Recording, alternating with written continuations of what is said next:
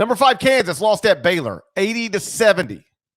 Kansas jumped to a 12-2 lead, led by as many as 13 points in the first half.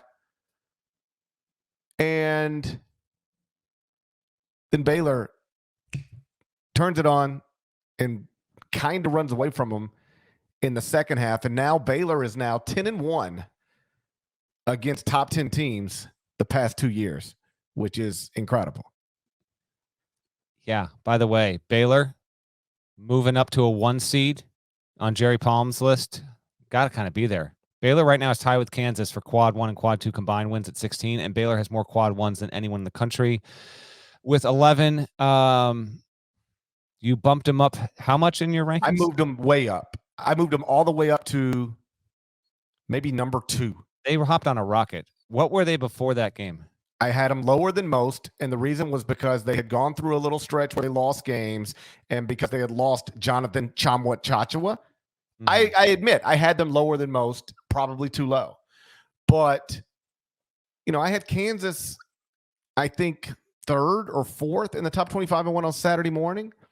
And when you go take a fresh look at the bodies of work on Sunday morning, Baylor's 11-4 in quadrant 1, 5-1 in quadrant 2, 16-5 in the first 2 quadrants.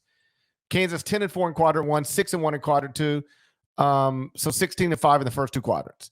They got nearly the same resume, except Baylor has 1 more quadrant 1 win. And so I said, I'm going to get Baylor. I've told you this before. Some people like on Twitter have apparently never heard me say it. I don't get caught up in how much a team moves up or down on a given day. I just go, where does this team belong now? And after that win, double-digit win over Kansas, you're leading the nation in quadrant 1 wins with 11. You've got a better, I think, body of work now than Kansas. I felt like I had to get you above Kansas, and that meant jumping them all the way from, I had them low, like 11 maybe, all the way up to 2, because that's where I think they belong right now. Yeah, I've been banging the drum on the podcast about not selling Baylor stock, and that's coming to fruition at this point. Now, and they do it with, again, no LJ Cryer in this game. If you're looking at the box score, you can see it. Kinjo, who was a little up and down, but he had a couple of big-time plays in the paint in terms of distribution, or straight up taking it to the tin himself and dropping it in the bucket there. Flagler at 13. Flo Thamba had a really good game. I don't know if they can get that consistently, but he was big time. And then Jeremy Sohan was also really important for them overall. So, yeah, significant win there. Remember, they avenged the loss. It was 83-59 earlier this month. Baylor never wilted in the spot, won 5 of 6. They get Texas on the road on Monday. Just a big-time win there. They still have health issues, so I do think Baylor can make the Final Four. I still put them as a national championship contender. Are they going to get, it's like LJ Cryer's foot, is it going to fully heal this season? That's a question that I've got for them, but I thought it was impressive. Kansas came out strong. They looked good early. Ochai Agbaji was good again, as he has been so frequently, but all the pieces didn't fully come together. Baylor defensively stepped up. I walk away impressed, and, what do you want me to say? Those are 2 of the 5 or 6 best teams in the sport right now.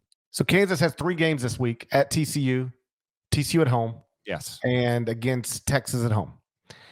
Baylor has 2 games at Texas and then home against Iowa State. Right now, KU has a 1-game lead in the loss column of the Big 12 standings. Is this going to be Kansas outright champ or Kansas Baylor co-champs? Can Kansas go back-to-back with TCU and sweep both there? That's a good one. I'm going to say Baylor. I'll say Baylor. Why do I feel they're going to get picked off Monday? They're going to beat Iowa State. I'll say they lose at Texas, and so Kansas gets the standalone. That's my prediction. That's what I think too. I think they get. Boy, if you can knock out Kansas and Texas in a 3-day span, that is something serious. But I'm assuming Baylor is an underdog at Texas. Let me see what KenPom has it at. Probably not a big underdog, but probably an underdog. No, KenPom projects Baylor as a 1-point favorite at Texas. Okay, pick them. Yeah, I'll still ride with that. Kansas gets the Big 12 win, which means Baylor right now is on the 1 line. It's tenuous, obviously. You've got a good debate right now with the 1, which I think is wonderful. 2 weeks out from Selection Sunday. I think that's a really cool thing. But Kansas could easily jump right back up, as could potentially, even though they took a loss, a school like Kentucky.